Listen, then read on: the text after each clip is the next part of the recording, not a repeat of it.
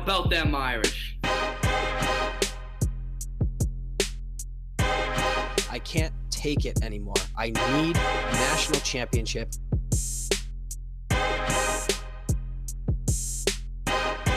This is the Four Horsemen Podcast.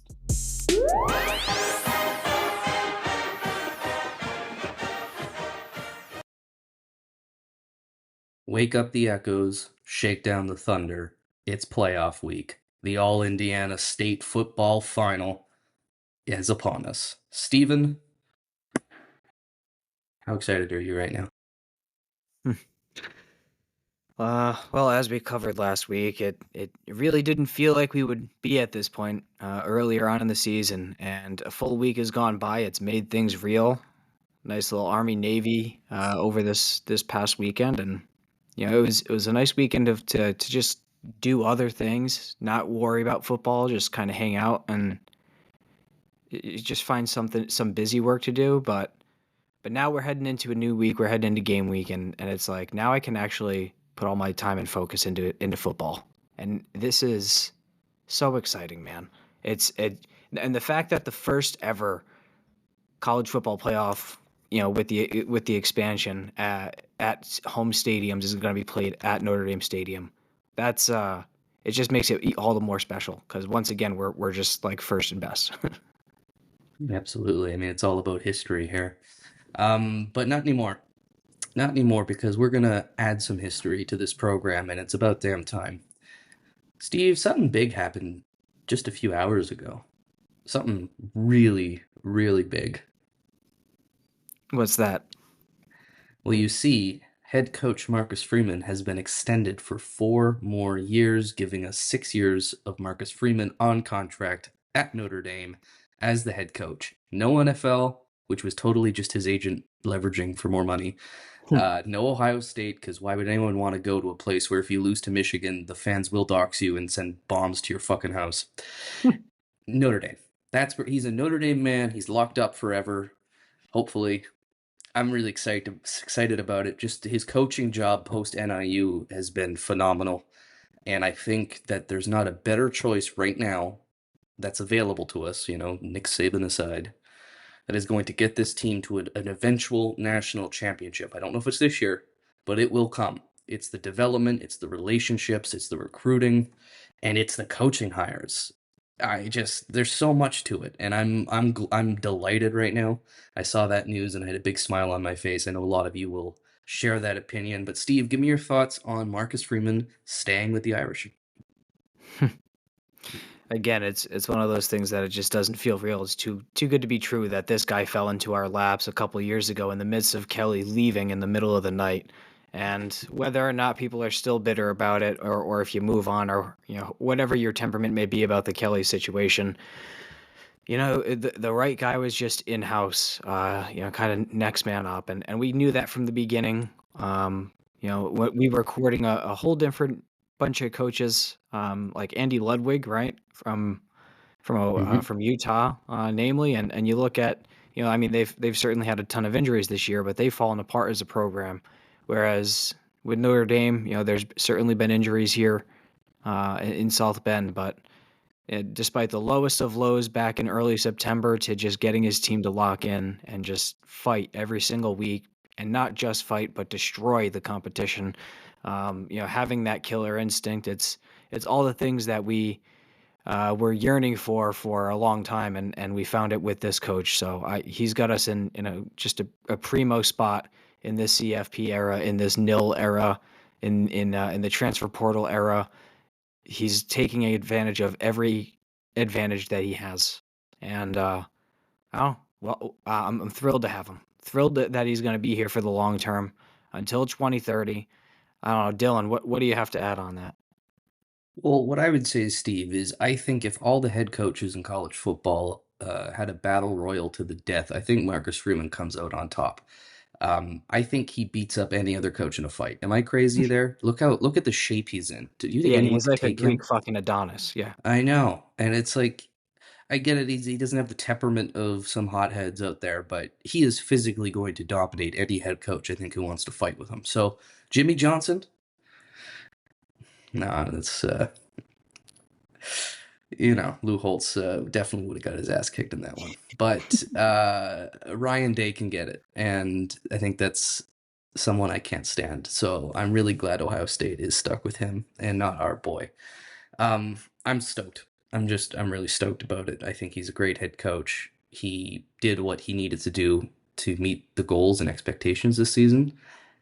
And what more can you ask for? He's a Notre Dame guy through and through. And what I love to see about it is you look at the reaction online, and neutral fans might not really get it. Some will say, great. Some will say, I don't really understand, whatever. Look at the Notre Dame response. It is unanimous support. Everyone is thrilled about it, just like when we hired him. And I think that conviction in the fan base is really encouraging because nobody knows this program better than we do. And for all of us to kind of rally behind Marcus, um, let's just say the previous administration didn't have that support from the fans. So he's still got to win some games, and we'll get into that. But I wanted to start off this podcast with some really, really good news. So Freeman staying at Notre Dame, hopefully for eternity. And if he ever needs a body part to survive, I will donate. So Yeah, I might absolutely. even name my firstborn child after him if he wins the national championship. Who knows? I love it. Well, Navy beat Army. That's a little interesting. What do you think of that, Steve? I didn't see anything of the game, just was checking on the scores throughout the weekend, and yeah, wasn't surprised. Two teams that, just the stylistically, they're always going to be tight games, and then also at advantage for, or at the opportunity for upsets. So it would have been nice to see Army kind of get it done and be that 12-1 outside team, right? Um, just throw a little bit more chaos into the picture. I think it was fun. All the conversations that we were having leading up to, the official seeding of everything, and just to see them come in at 12-1, or yeah, 11-1. Sorry, would have just been funny conversation. But you know, oh, don't.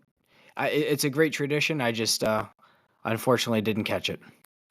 Can I confess something to you, dear listeners and Yeah, Steve? yeah, I don't think I've ever watched an Army Navy game. yeah. And I love the sport and I love the tradition, but I'm sorry, in the modern day, when I have YouTube at my fingertips and the internet at any minute, why would I watch two service academies play? I don't, it's nothing against them. It's not that I don't want to watch it. If I have it on, I'll end up just going on my phone. So that's my confession. I'm sorry, I'm a bad American. Um, but yeah, I'm glad that game exists, but it's just not for me. If you're listening to this, do you watch? Let us know. Let us know if you watch that game. I know people like to pretend they watch the game. A lot of people like to pretend a lot of things. Being a fan of Army and Navy might be one of them. But I'm with you. It was a great storyline this year when Army and Navy were both ranked. You love to see it, right? Because these are schools that do everything by the book. You can't get more clean than those two. And then it helped that they were both on our schedule this year. So, good season to them. Typical rivalry bullshit where Navy ruins a perfect season for Army, minus one game in New York's. But yeah, I'm glad it's over with and we could start with playoff. There are other bowl games. I don't give a fuck about any of them.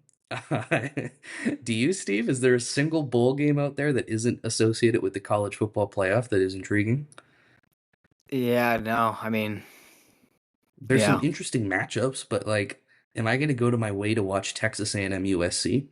Not unless I got nothing else to do. Yeah, no, the expanded playoff I think has really caught all my interest, and it It's certainly killed would the have been Bulls. totally different if Notre Dame wasn't in it, but luckily we have that luxury. So, I'm just like, why I don't all I can think about is this bracket right now. And like we've long known that Americans love brackets, we love tournaments, all that sort of stuff. Right. Um so yeah, I don't know why this format did not come sooner, but I'm happy that we've made these changes because oh, it's so Let exciting. Okay, let's talk about that because this is a divisive topic. I get that you like the format, but do you like the number of teams? Like, what is your ideal range there for team count in this playoff? I honestly think 12 is fine. If they wanted to go to 16, okay, that's like the maximum I would be cool with. I think 14 and just still makes it kind of awkward. Because then it's only the 1 and the 2 with the buys, and then you have to kind of seed everything else out, and it's a little bit uneven Better and for weird us, but and strange. yeah, Yeah.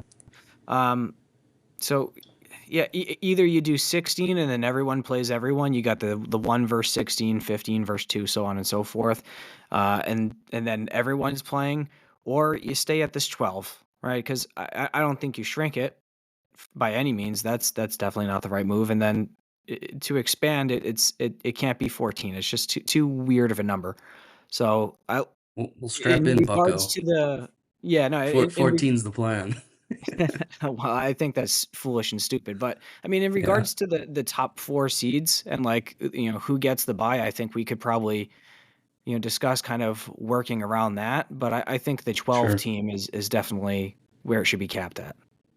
Yeah, I think I saw might have been Josh Pate put out what the top 12 would look like without any of this buy automatic bullshit, and it makes Mm. so much more sense. Like the bracket is actually like sensible. But look, this is conferences trying to protect themselves, and unfortunately, that's what's going to happen without an overarching body to give a shit about college football, which there isn't one. Let's not pretend the NCAA has any teeth. Hmm. The conferences will run amok, and two conferences in particular want more representation for their teams, and they're going to ensure there's more auto bids for their teams. And I hate that. I think it is detrimental to the sport. I would have had a 6 team playoff, like six, just not 16, but 6 teams. But I'm okay with this. What it's done, I think, is it's given way more drama and meaning to late season games, which we kind of predicted would happen. I think those early season games they still meant something this year because I think we're still in that mindset of you can't lose a game, which is obviously not really the case anymore. So we'll see if those games start to lose their meaning. But overall, I've been okay with this playoff format. To be honest with you, I'm excited by it. I like the matchups we have this week. But I'm with you too. Like the whole buy stuff and who gets what is just it's garbage. And I know as a Notre Yeah. Dame fan, we can't really say that because we're the ones benefiting from this system in many ways. But I think a lot of people would agree with that it is a I don't know a front for these conferences to be happy with what they've got. Yeah, because then who would be the authentic top 4, right? Yeah. Let's see in the rankings. If off the top of my head, I believe it's Oregon, Georgia, Penn State, Notre Dame, or Texas. Texas would be the 4 or Yeah, the Oregon, 3. Georgia, Texas, Penn And yeah, State. Notre Dame's the 5 Um, seed. yeah, so Notre Dame would be the 5 seed. So yeah, Oregon, Georgia, Texas, Penn State would be the 4 that get the buys. And in reality, we should be the 2, or at the very least, the 3. I don't know how Yeah, Penn State and Texas are ahead of us after losing. I don't think Georgia should really be ahead of us either, but we'll have a chance to prove that next true. week, maybe. Exactly. Yeah, no, it's still gonna play out fun, man. And there, I think there's gonna be high seed upsets. Like I think those are on the table, and we're gonna get into it. We're gonna go game over game. But let's give this first one a shot. I think it'll be exciting. I think there's gonna be some upsets. I think it's great. And again, we'll rework the seeds at another time. But at the very least, let's just appreciate what the gods have given us, the college football gods, which is this new beautiful playoff format. Now, the first game here, if you want to get into it, game over game, and then start doing picks. Sure. Yeah. Yeah, Let's do that. perfect. Well, we'll not do Notre Dame. We'll kind of cover it at the end, but um, just going with the Saturday games at 12 o'clock on TNT or Max, which that's weird that Max is doing streaming, but whatever. HBO Uh, and TNT, I believe, Turner Broadcasting and HBO are together now. I think that's why. oh, nice. More massive corporations combining together. Yeah, no, Hey, it's it's the been free market, Steve. yeah. Um, so we got SMU, the 11 seed. They're on the road in Happy Valley. against Penn State. That game's at 12 o'clock. Penn State is favored by 8.5. That's high. That's high. Mm-hmm. First of all, myself and every other human being on the planet outside of the state of Pennsylvania will be cheering for SMU. Mm-hmm. I like the ponies. I do not like Penn State. I think they're predatory. Um, it's not a likable program at all.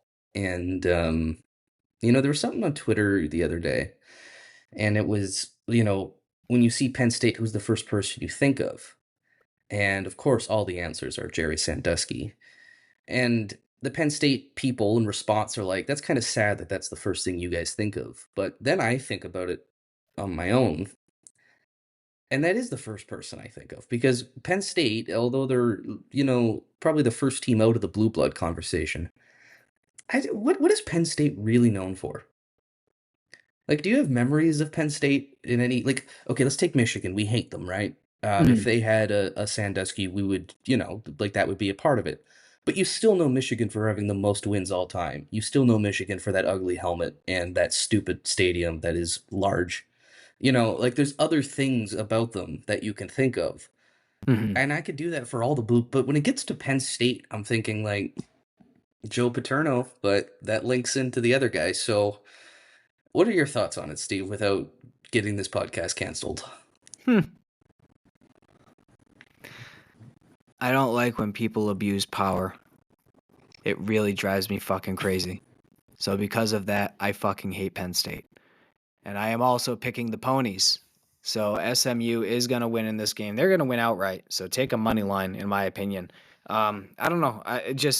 In regards to the the Penn State roster, the quarterback is just so hit or miss, Drew Aller, right? I feel like there's some moments I see him and he's stepping up and making plays in the pocket and throwing darts downfield. And then there's other times he's playing defenses and he looks totally and completely inept. Looks terrified to throw it more than 3 yards past the line of scrimmage. So I think he has a confidence issue, and I think if SMU can score early on in that game and put some pressure on him to respond at home, if he doesn't, there's going to be, I think, possibly some boos from that Penn State crowd. They're like a weird cult, man. I don't know. I don't get them. So I don't like them. I'm rooting against them. Go SMU. My concern for SMU is the Penn State defense is pretty good. Like, pretty good. They got great pass rushers there. It's just a typically good Big Ten solid defense. But SMU's got a quarterback who's pretty fun. He's a pretty fun quarterback, and he can make things happen. And Is that SMU's got some. Malachi Nelson? No, it's I don't know off the top of my head. You look it up. Oh, man. But they've got speed out wide, and that is something that's always interesting. And Jennings, yeah. Could Kevin they get the Jennings. job done? Yes. However, if we're doing our predictions, I'm going to take Penn State in this one, and here's why. They're at home.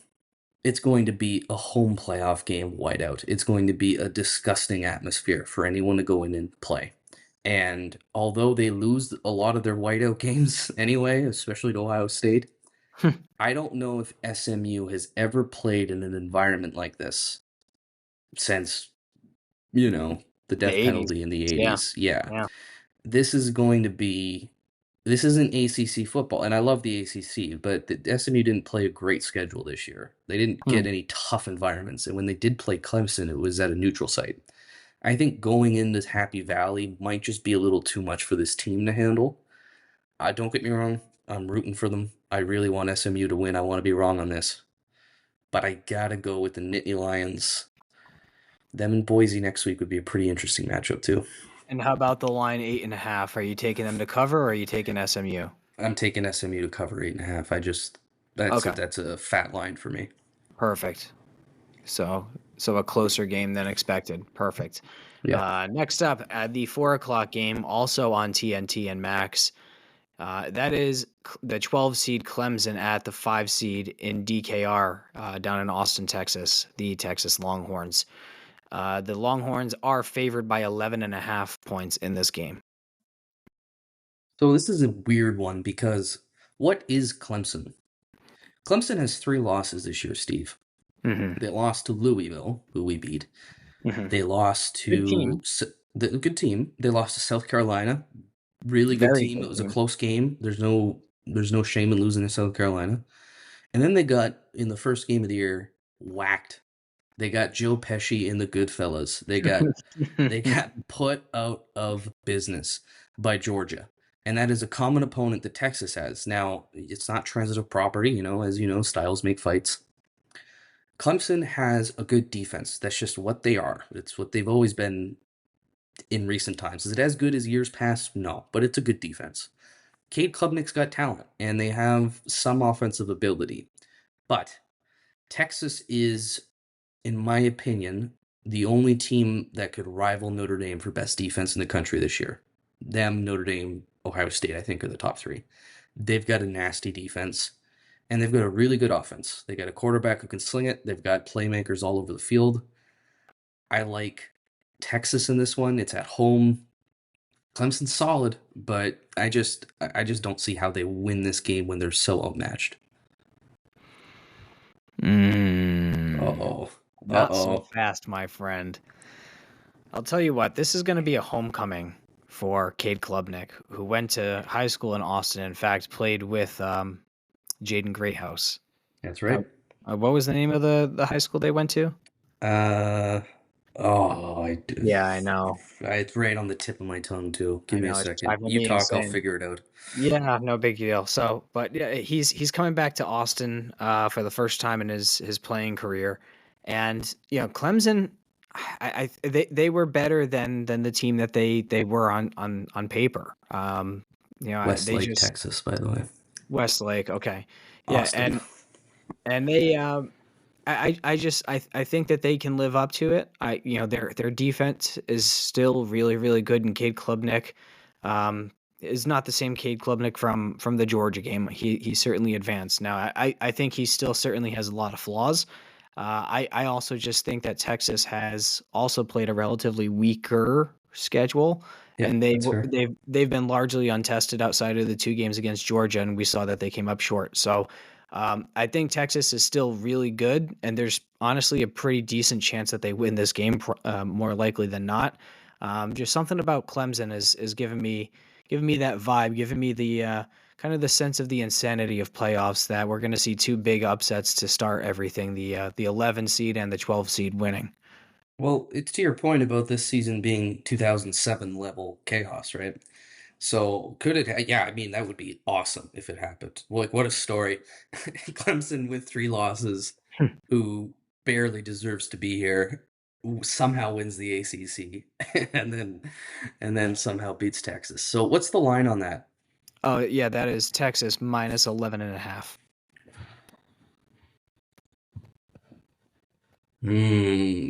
I would say that's kind of where I like it too. I think it's a well-placed line. You're going to take Clemson to cover, obviously, because you have them outright. But Yeah. yeah, I'm going to take Texas to cover. Okay. Yeah, I see where you're coming from, and I think Klubnik is a talented guy. Um, I just is Dabo cooked? Is he done? I don't know. He proved against SMU, and he did make a comeback this season, right? They were down and out after Georgia. They came back. They were down and out after Louisville. They came back. They're making it through. I don't know. I'll I tell you just what, man. I think they still have enough fumes from the last couple of years that they're gonna. This is probably the final year that Clemson is gonna be any sort of Clemson. I think starting next year they're gonna fall off hard. Wow. I mean, they've been kind of falling off already, but They can't still have the say fume. I didn't see this coming. But uh, yeah, I think Clemson is. I don't want to say a flash in the pan, but I don't know if this brand that is Clemson will be around for much longer. To your point, Mm. But okay, you got the Tiger upset. I'll take the Longhorns at home. What about the second game day for ESPN, the primetime game? Yep. We have the Tennessee Volunteers, the 9 seed, on the road at the Shoe in Columbus, playing the Ohio State Buckeyes. That's at 8 p.m. on ABC and ESPN. The line is Ohio State, the home team, favored by a touchdown. 7. Yeah. So analytics, I like I had to specify that because it includes the extra point. Mhm. Um, the analytics like Ohio State here, which is why that line is so high. But this Ryan Day team lacks something. Not this team, this program under Ryan Day lacks something. And as much as I love the analytics, when you get punched in the mouth and don't know how to respond, numbers be damned. And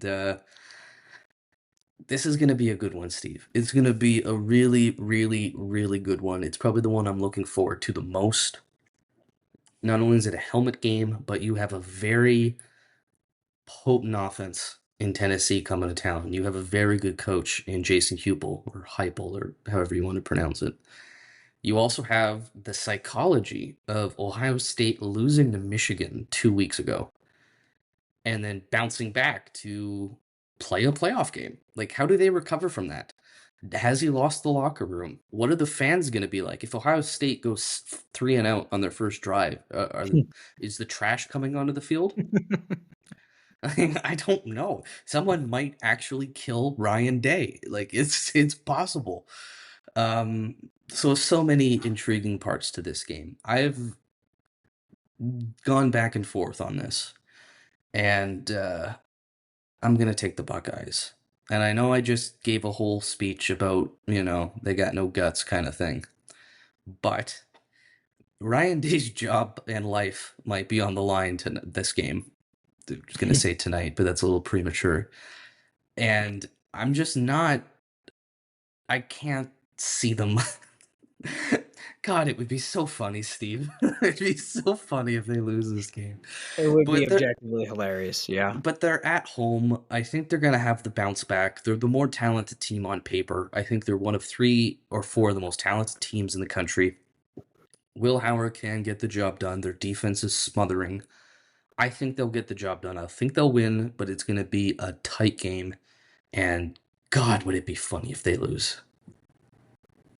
Yeah, to be clear, I am rooting for them to lose. But, I think I'm with you. I think Ohio State does come away with the victory, and I think they do cover that 7 points as well. I think they might Wow. be 10 to 13 points better, but I think it's going to be probably less than 2 touchdowns. So close, but not close. Too close. Um, I'm just concerned about true freshman quarterback Nico Iamaleava. I think I said that correctly, hopefully, for Yeah, you Tennessee. actually crushed it.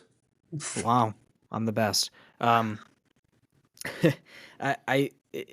true freshman quarterback for Tennessee on the road in that environment in the horseshoe. I'm sure it's going to be on fire, and I just, he has played in raucous environments this year. Don't get me wrong, but I think this is a big game and a talented roster that I think Tennessee hasn't really seen yet, or if they have seen it, they've lost to it. So I'm going to favor Ohio State at home only because they are at home, probably by 10 points. Okay, 2 points. One going both ways. One, let's not forget the weather will be a factor in this one, right? Tennessee's coming up to Ohio. It's not going to be pleasant that day. So that home advantage we were thinking of getting at Notre Dame, Ohio State's kind of benefiting from. So that's another factor to your Yeah. point. So for the record, I'm going to take Tennessee to cover. I think it'll be a close game, but I got Ohio State winning. Steve, you said the horseshoe is going to be raucous, and I made a point of the home environment as well.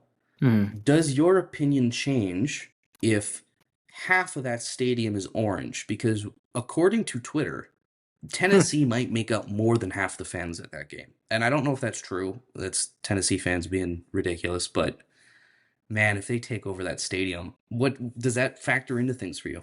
That would be incredible. And again, I mean, I hope that happens, and I hope Tennessee just upsets them in this game because then the hot seat for Ryan Day, don't talk about another man's job, but um, he's just not a likable person. So he makes it very easy for bad things to happen to him, and a bad thing happening to him and a great thing happening for us would be a Tennessee Volunteers victory. So I'm rooting for it. I hope Nico is really that dude that he was coming out of high school. I think usually it takes a few years to fully blossom into a quarterback that can win big games like this. It's easy enough to win the regular season games against nothings, but in games like this, when you have true talent on the back end in the secondary, like Ohio State does, it's too much of a concern. So um, I hope Tennessee wins. I hope I'm wrong, but I think Ohio State comes out on top. But please, Tennessee win. Yeah, well, that's the playoff slate, so it's one hellacious Saturday. We were talking about this last week, you'd prefer to see them stag the games across 2 or 3 days, right, instead of stacking them all on Saturday? Yeah, if they're gonna do two on Friday, two on Saturday, or one Friday, two Saturday, one Sunday, but then you're going up against the NFL, and that's pretty hard. Um, I don't know. I don't like that there's a 12 o'clock game. Penn State SMU. 12 o'clock just doesn't feel right for a playoff game. Even if that It was feels right three for the Big thirty, Ten, though, doesn't it? if that was 3:30, I would say okay because at like the second half will be in the dark, but I don't know, man. It doesn't feel right unless you see lights on at some point.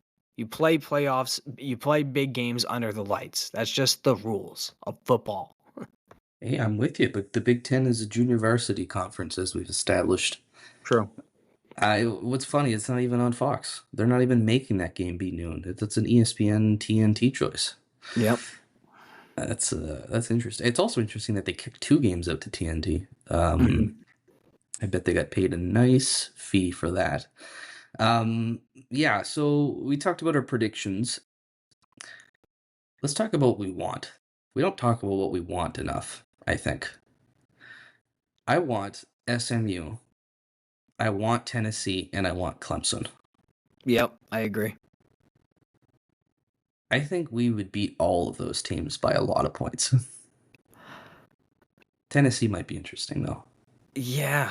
I still respect all those teams, but I think that they would definitely be easier outs than obviously Ohio State or Texas. I'm not really afraid of Penn State at all. Funny enough, but yeah. No, I think they'd still be closer matchups, but we're still definitely favored, I think. Yeah, I think we would be favored in all of those games. Tennessee would be interesting, but yeah. I mean, thinning out the herd, because we are making a deep playoff run this year, aren't we? We certainly are. Um, yeah, a lot of thoughts on my mind. Do you want to proceed Yeah. forward into the Indiana game yet, or how do you want to move forward with the agenda? Yeah, let's just go into the Indiana game. The transfer portals had very little to talk about. Notre Dame's had no guys enter, which is remarkable. And we've heard some things, but we have to keep them quiet. So let's just say things are being done in the background. Yeah, yeah, That's just, I feel like that made me sound really cool, like we have some inside information. We're real journalists, remember? yeah, true. I hope that we don't get a transfer quarterback. That's all I'm saying. I don't think so. And if they do, I think it would be a backup. Unless, well, we saw that report, but I don't really put much stock into it. Yeah. Okay, let's talk a little bit of statistics preview here before we dive into Indiana a little more. So I just want to talk about some of their players first, Steve. So Hmm. obviously we're playing Friday night, 8 p.m. kickoff, Notre Dame Stadium.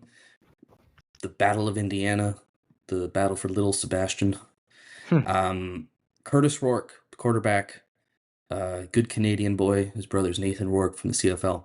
He's got an 85.7 QBR on the year, which is third in the country. This is one hell of a quarterback. He can throw the ball. He's got big arm talent. Someone to watch out for, and he will be the it factor for Indiana in this game.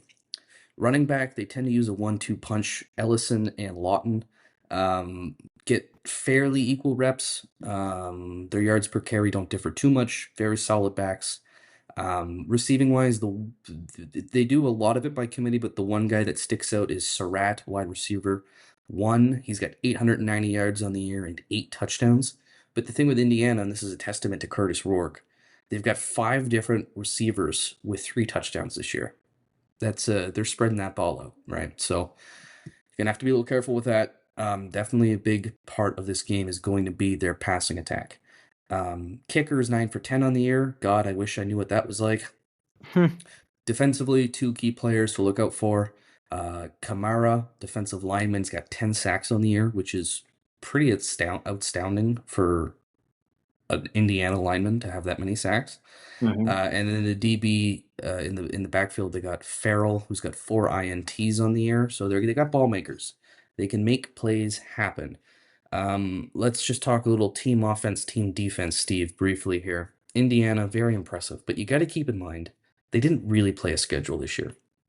Ohio State was their one real game, and they lost. They demolished Nebraska, but if Nebraska is the second best team you've played, people talk about Notre Dame's schedule, but Indiana has not really played much. So with that in mind, 450 yards per game is 22nd in the country. It's better than Notre Dame. Their passing game is 28th in the country.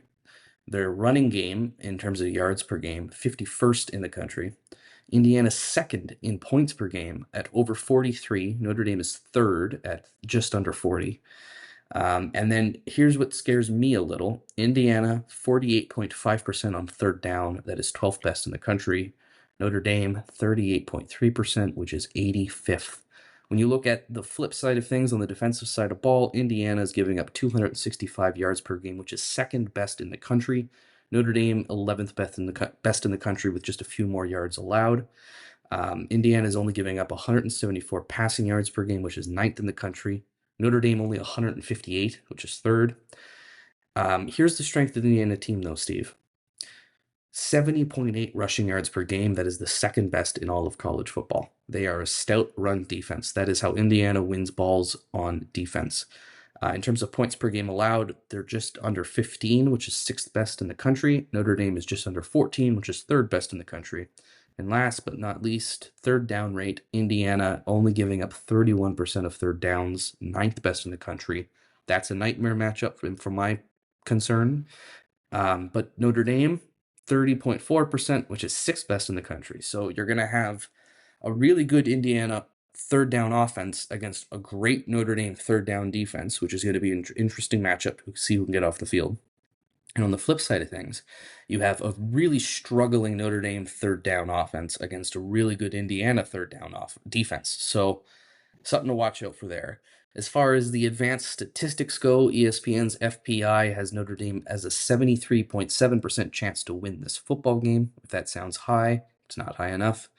The line, last time I checked, Steve, was 7.5. I'll let you correct me if that is wrong. Nope. And when you look at FEI, which is opponent adjusted efficiency, Notre Dame is 3rd in the country, the 9th best offense, which is crazy because I feel like we all know this offense has just scratched the surface of what it could be. We know that there's way more in the tank.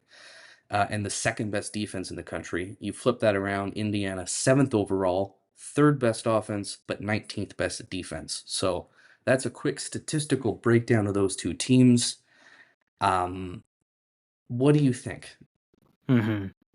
If I were to try to poke holes in the Hoosiers, which I'm in the business of doing, first and foremost, they wouldn't have given up as many rushing yards because they played an easier schedule, of which they were leading in games, especially earlier on.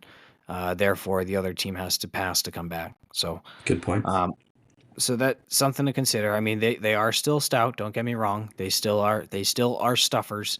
But we played some stuffers down in College Station in August, and Jadarian and J Love, they're still able to find space, get into the open field, and once they're out in the open field, they're lethal. So I still think that Notre Dame has home runs in the run game in this game available. Like those opportunities are going to come. Keep running the ball. Another thing in regards to third down efficiency, I know that they are typically a pretty good team. They were 6 for 14 against Ohio State. And using Ohio State as kind of a measuring stick, because I think you you could say, I don't know about offense, but definitely our defense is certainly on par with the talent of Ohio State, right? So I think that's a fair measuring stick that we could measure up against. He struggled mightily against Ohio State, 8 for 18, only 68 yards on the day, did have an interception. So against the best competition that he's played against, which was on the road, he did struggle. This is Curtis Rourke, who did, I think, his first 4 seasons at the University of Ohio as a Bobcat before transferring over for his redshirt senior season. So, um, yeah, he's very talented. He definitely has a big arm, but will that big arm show up against a big time defense is the question. So, I think Notre Dame still has some built-in advantages to him, but I think they also shouldn't overlook it as well, right? You have to show the guy the respect that he deserves and take him seriously, because he could still beat you. But I think that Notre Dame does actually have a bit more of an advantage than on paper what you would see. No, that's fair. Ohio State is the absolute measuring stick, I think, for this game, if you're being honest, right? If you're an Indiana fan, that's the closest comparison on your schedule. And that game didn't turn out well. They got to the quarterback, and that's something we're going to have to do this game, Steve. And I know we don't have one guy who is a sack machine, but this Notre Dame defense gets pressure. We do get pressure on the offense, and a lot of that is because of blitzing. And we saw with USC when we would blitz a lot and we would leave our guys in man coverage, we got exposed at times. Are you concerned with Rourke being the efficient quarterback that he is? Do you think that's something to be concerned with? Mm, yeah, I mean, you always got to have it in the back of your mind and address it, but I still think there was kind of a bit of a dramatic difference in terms of the level of athlete coming out of Los Angeles and Bloomington, right? So, Yeah. um, you compare the USC guys; they're probably high 4 stars, low, or 5 stars at wide receiver, and they had a pretty talented quarterback with some arm strength out there. So, um, again, Rourke definitely has arm talent as well. I just don't think he has the horses in the stable that USC does comparatively. So I think Notre Dame, they might have the talent advantage on the outside, um, but that doesn't mean that a quarterback and a good game plan, you can't beat them, right? Scheme can still win. So be cognizant if that's what they want to do is dink and dunk you. I think that's probably going to be how they try to win this game, is keep things short and easy for Rourke. Um, so you got to win those one-on-one matchups. You can't get beat. Great point. And the way to get around that is by building up an early lead. Two things that I need to see from this offense in this game, or two things if you told me happen, I will feel good about a win. One, do we get explosive runs like we have throughout the year from both Jeremiah Love and Jadarian Price? How many times did Jadarian Price hit the hole and ran for a 40-yard touchdown this year? Seems like it's every fucking game. That guy is a home run hitter. Jeremiah Love, we all know the type of athlete he is, explosive, super dynamic running back. Can we break free for chunk plays? Because that Indiana run defense is stout, and there's going to be a lot of 2, 3, 4-yard rushes. That's fine, but can we find a way to get that 15-yarder when we need to, or can we rip off a 30-yarder to the house? That's my first issue with the offense that I need to And Riley Leonard has to be hopefully see. involved in that. Second thing is, how does the passing game do? Can we move the ball if the running game is not quite there and if we're not ahead of the sticks? That's a big issue on third down. I think the best way to do that, Steve, is to avoid third down. And I think the RPOs are going to be a big part of that. I think you have to defend those two running backs and the rushing threat of Riley Leonard and the passing threat of Riley Leonard. That's tough. That's going to be tough for any defense to deal with, which is why I felt like for a while now we could win a national championship this year. Can't believe I'm saying that after the Benjamin Morrison injury, but here I am saying I think we could. Doesn't mean we will, but I think we could.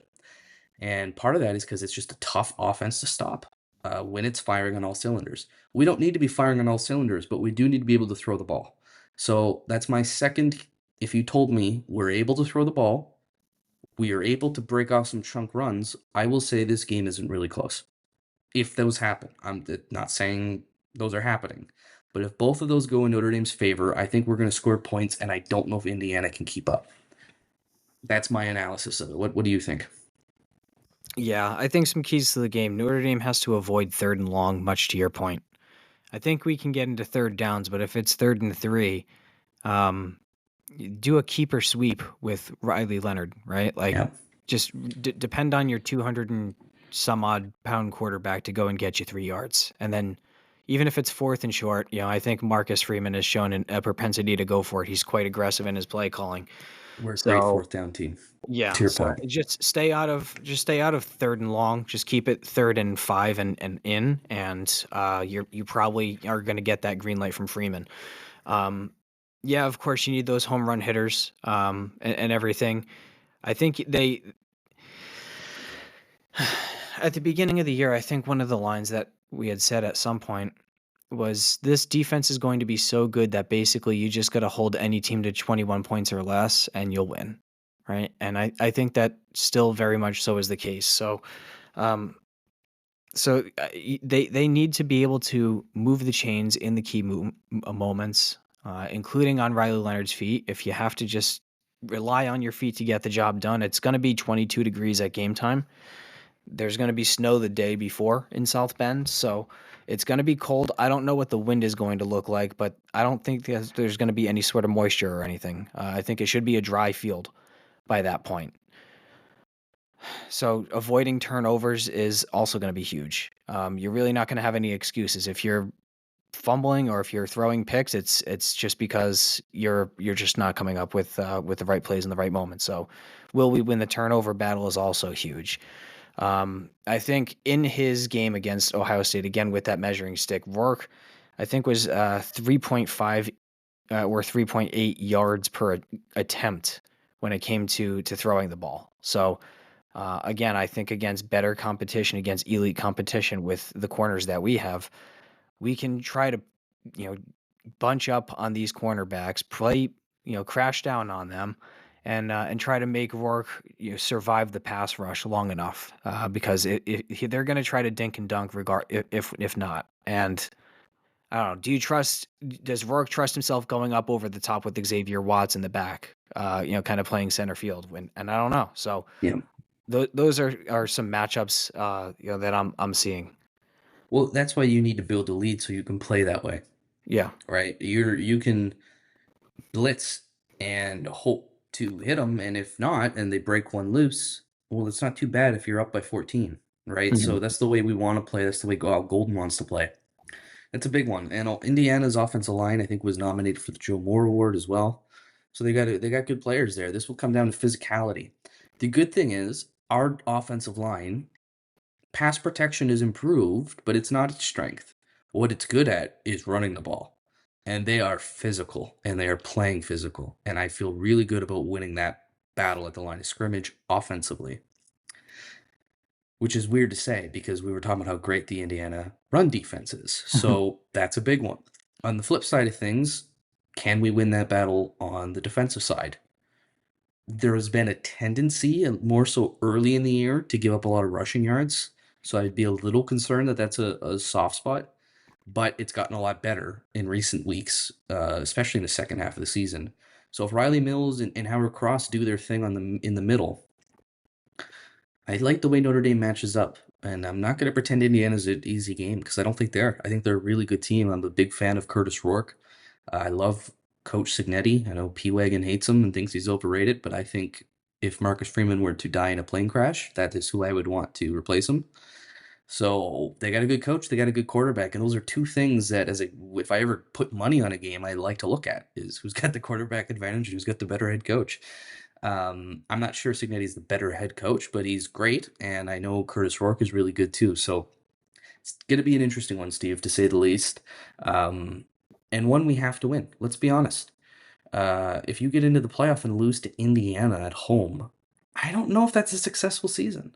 Good No. enough to get an extension, but I think you need to win this game, and you need to go to well, I think the game will be in Georgia as well, in Atlanta there, down in Mercedes-Benz.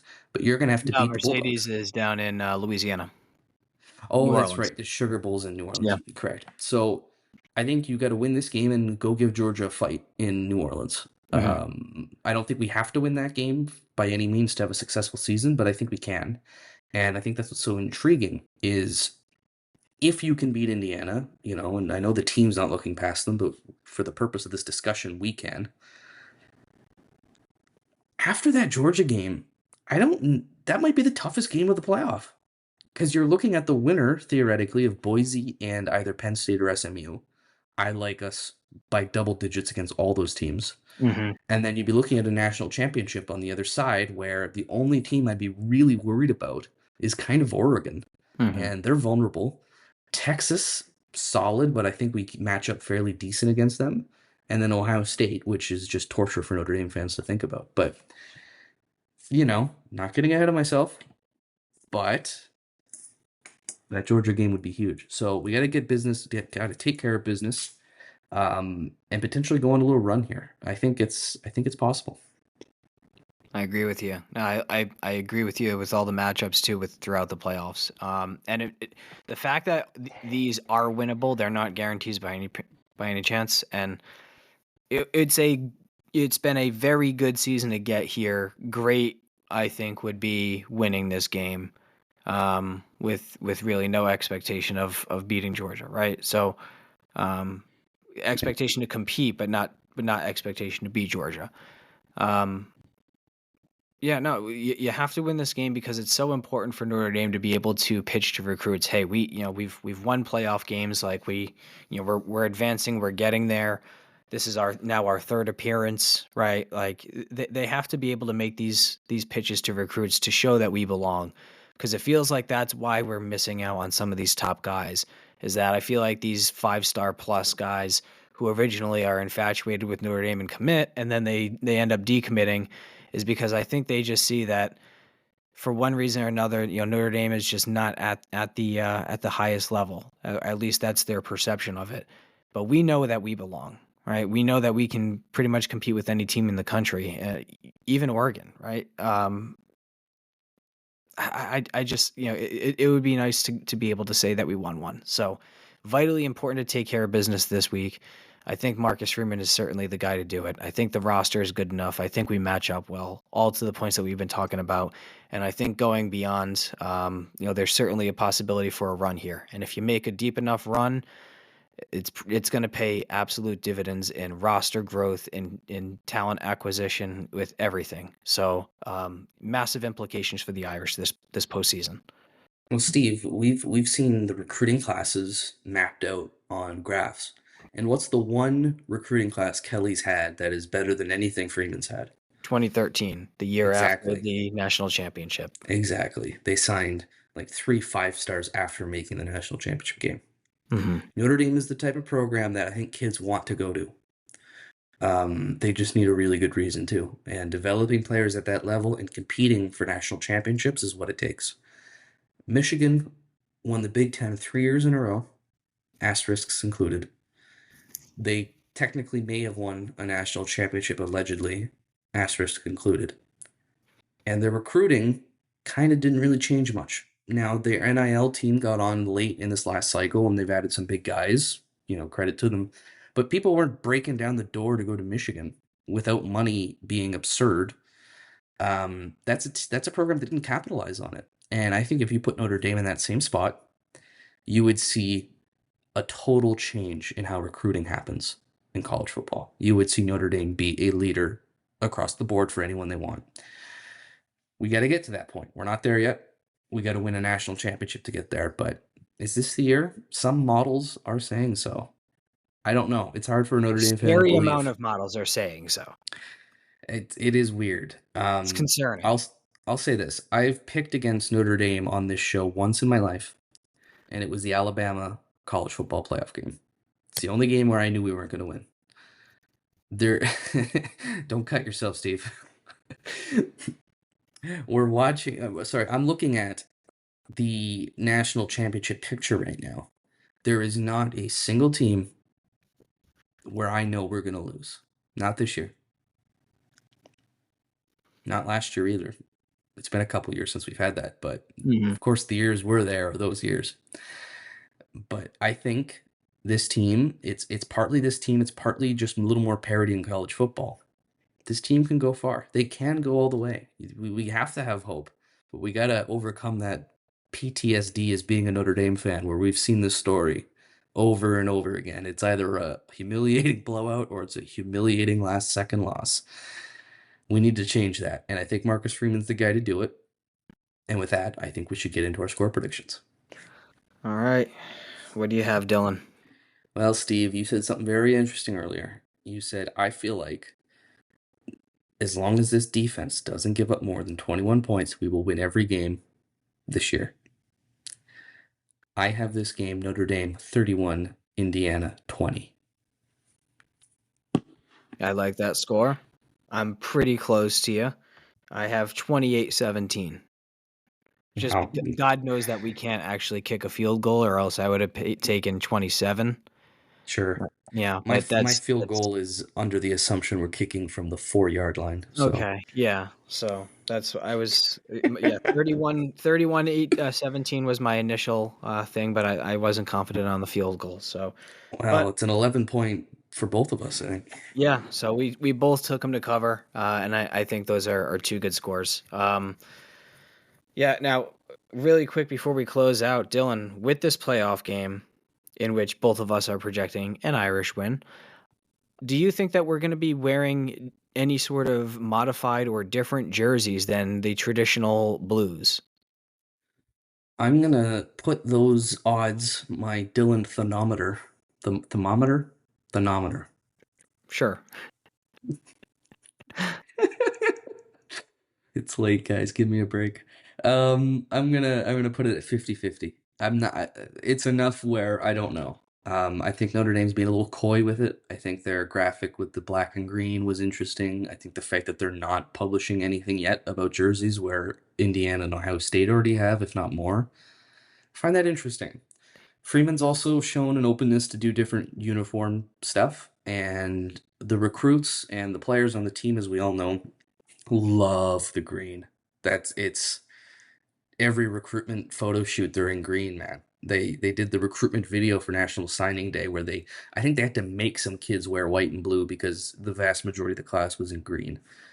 I think they're gonna possibly wear green jerseys, and I'm okay with that. I'd prefer it with gold pants or white pants. I don't really want to see the color rush again. That's just me personally. Hmm. I'm a green jersey guy, though. I want to see them. But if we get blue, it's the classiest uniform in college football, and I will not complain. Yep, I agree with you. If it is going to be green, it has to be the has to be gold pants. I don't know. I just it accentuates the number, makes it look better, and it's the differentiator, right? We're gold is objectively the best color of all of the colors. Objectively. Objectively. How so? I mean, you just look at it and it's just gold, you know what I mean? Spoken like a true Italian. So it's just gold. So you just gotta you have to love it. So that I hopefully Freeman and company, hopefully they come out with the green and golds. That'd be sick. I love that. I'm with you. I want green and gold. That's my first choice. If it's black, I'll probably just hang myself before the game. Yeah, can't be black. I'm sorry, we're not that program, man. That's not us. As a Shamrock Series game, sure, who gives a shit? Those games are media marketing more than anything. Hmm. For a college football playoff, get out of here. I don't want to see that. But I can do green. Frankly, he won. I don't know if he won all of his national championships in green, but he's won a few of them in green. Dan Hmm. Devine won a national championship in green. It can be done. The curse is not real. Also, if you're Catholic, I don't know if you can believe in curses. I feel like that's contradictory. I'm not 100% on that. My theology's not completely up to snuff. Um, We were getting that on the podcast, Steve. We were getting tweets about like the curse, and I'm like, shut up. There's no curse over green jerseys. Yeah. There is a curse about being a Notre Dame fan. That is about it. You chose But this yeah, life. Remember that. yeah. So I don't know. I 50-50. I don't know which way they'll go. I won't be disappointed, but I do have my hopes up for green. Fair enough. I'm right there with you. Okay, well, we've covered it all. Marcus Freeman forever. He's here for another 6 years. We will get the graphics up online, Instagram and X, formerly Twitter. So check those out in order to take advantage of hopefully making a bit of money. Although Dylan and I are on opposite sides this week, so it's a little bit suspicious. Go with who you trust. Mhm. Yeah, someone's Well, gonna win. This is gonna be the difference maker this week. Someone's winning or losing this week, I think. well, if we split them, I'm still one game behind you, which is why I was kind of hoping you would only take one different team. But if I win both, I'm taking the lead. Yeah. So Well, we still got a few weeks to go. I will say as well, we're on Instagram at Horseman Pod, and we're recently on Blue Sky. Enough of you were harassing us to get on there, so at Horseman Pod there as well. Um, Feel free to give us a nice 5-star review and all that fun stuff. But mostly just tuning in and interacting with us is what we're in it for. So that's it for my spiel. Anything else, Steve? no playoffs in South Bend, baby. It's here. It's glorious. Can't wait. Go Irish. Absolutely. Steve, the only thing left to say is beat Purdue. Oh, wait. No. We're playing the other shitty Indiana team. Yeah. Go Irish, beat the Hoosiers, on to Georgia, hopefully. See you guys.